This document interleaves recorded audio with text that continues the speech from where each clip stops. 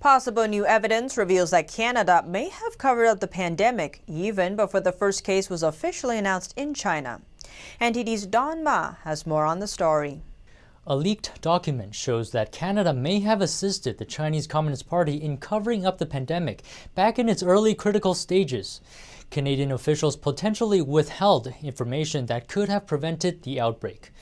The report comes on the heels of a military document obtained by Canadian news outlet Rebel News.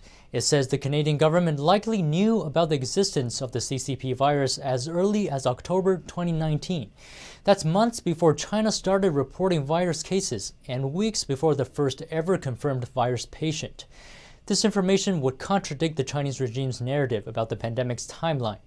However, Canadian Prime Minister Justin Trudeau chose not to publicly release the information.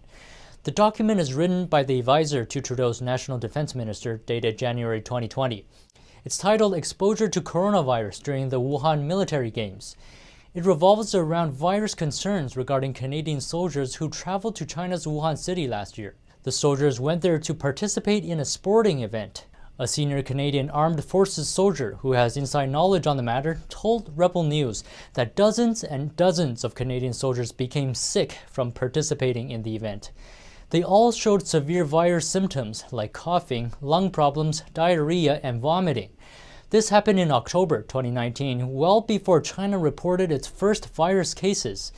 The senior soldier says that the Canadian government allegedly refused to perform virus testing on the soldiers after they returned from Wuhan.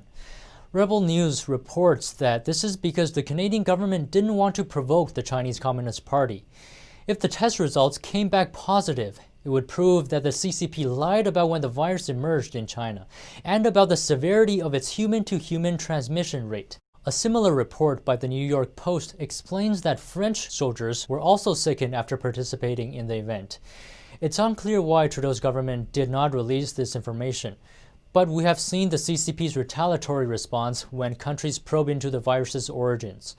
Australia, among other countries, has repeatedly called for an investigation into the origins of the virus, but in a move widely perceived as retaliation, Beijing slapped strong sanctions on imports from the country. The CCP also has a record of retaliating against Canada. After Canadian authorities arrested the CFO of Chinese telecom giant Huawei, Chinese authorities arrested Canadian citizens Michael Korvig and Michael Spavor. Don Ma reporting, NTD News.